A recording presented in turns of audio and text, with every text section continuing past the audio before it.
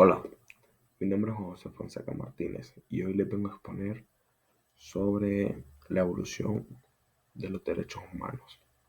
Hoy vamos a probar una idea fascinante de la filosofía del derecho, cómo han evolucionado los derechos humanos y lo veremos a través de un concepto clave, el cual es el de las tres generaciones. Para empezar, en esto lancemos una pregunta al aire. A ver, ¿es lo mismo el derecho al voto que el derecho a un medio ambiente limpio? Parecen cosas muy distintas. No.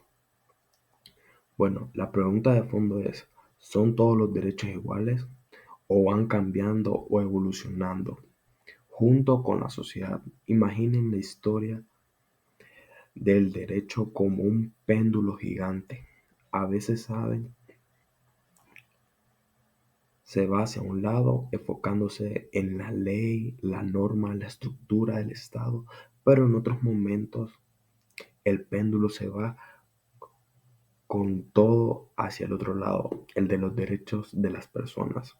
Y es justo ahí, en esa oscilación, donde se responden a los desafíos de cada época. Y bueno, en ese péndulo nos lleva directamente a su primera gran movimiento. Un movimiento que nació literalmente del fuego de las grandes revoluciones del siglo XVIII. Y aquí es donde arranca nuestra historia, con la primera generación de derechos. El valor que movía toda la idea central era la libertad, así en mayúsculas. Y la idea, aunque hoy nos parezca obvia, en su momento fue revolucionaria. Se trataba de ponerle un freno al Estado, de decirle hasta aquí llegas, proteger la vida privada de la gente del poder absoluto. Y los derechos de la primera generación. En esencia, esos derechos eran como un escudo de pura defensa. Piensa en ellos como un derechos civiles y políticos que construían un muro protector alrededor de cada persona y el Estado. El Estado tenía un rol muy simple: no meterse, quedarse quieto como un espectador pasivo, no interferir. Miren esta cita de Goethe, lo dice todo, ¿no? Captura perfecto el espíritu de la época. La idea era: mientras yo esté tranquilo en mi casa con mis derechos, lo que pase allá lejos, pues es problema de otros. El individuo era el centro del universo, casi como una burbuja, una moneda aislada, como decían los filósofos. Pero claro, la historia nunca se detiene y la gente se empezó a dar cuenta de que ese muro de protección no era suficiente. A ver, ¿de qué servía la libertad de expresión si uno no sabe leer ni escribir? ¿O el derecho a votar si la gente se muere de hambre? No, algo faltaba. Faltaban las herramientas para poder usar esas libertades, y las respuestas a ese algo que faltaba vino de las grandes luchas sociales del siglo XIX, de toda la desigualdad que destapó la revolución industrial. Y el valor, la idea principal que movía a la segunda generación era la igualdad y los derechos. Los derechos de la segunda generación.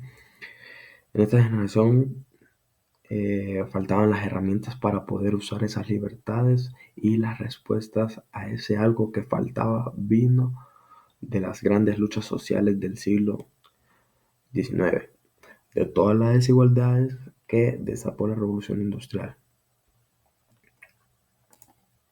Ahí nació un nuevo valor que lo iba a cambiar todo, la igualdad.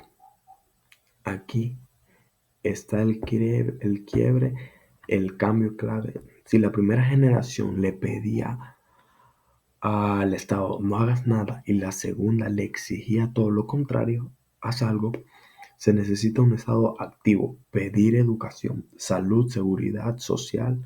Los derechos humanos ya no eran solo para defenderse del poder, sino para poder participar en la sociedad.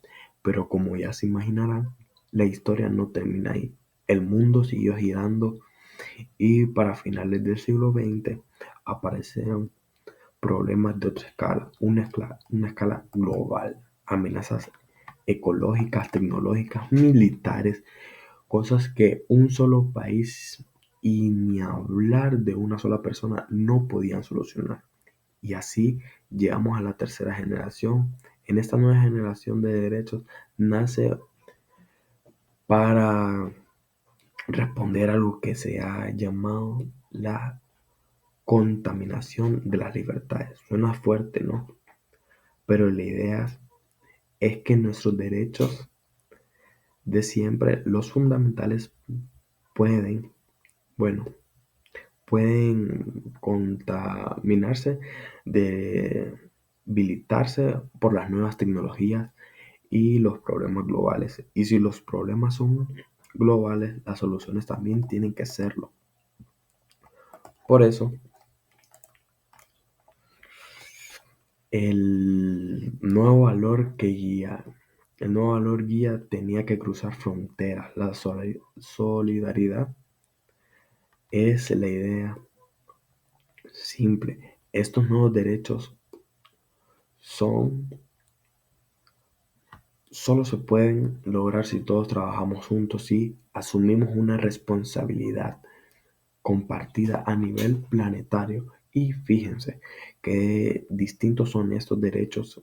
Ya no hablamos solo del individuo o de grupos dentro de un país, no. Ahora hablamos del derecho a la paz, a un medio ambiente sano, cosas que no tocan a toda la humanidad entera. Pensemos un segundo en esto. Una guerra nuclear, ¿verdad? O un desastre como el de Chernóbil. Las consecuencias, la radiación no piden pasaporte, no se frenan en la frontera. Son amenazas globales que lógicamente necesitan derechos globales. No afectan a todos, sin importar, nos afectan a todos sin importar dónde vivimos y pasa algo parecido en el mundo digital. Todas esas bases de datos gigantes, ¿saben? Crean un riesgo nuevo en el de una vigilancia constante que ni siquiera notamos. Hay quienes dicen que corremos el riesgo de vivir bajo el juicio universal permanente, donde cada dato nuestro, cada clic puede ser analizado, eh, pero bueno, para esta nueva amenaza digital también surgió una nueva defensa, una herramienta legal súper interesante llamada habeas data. ¿Qué es?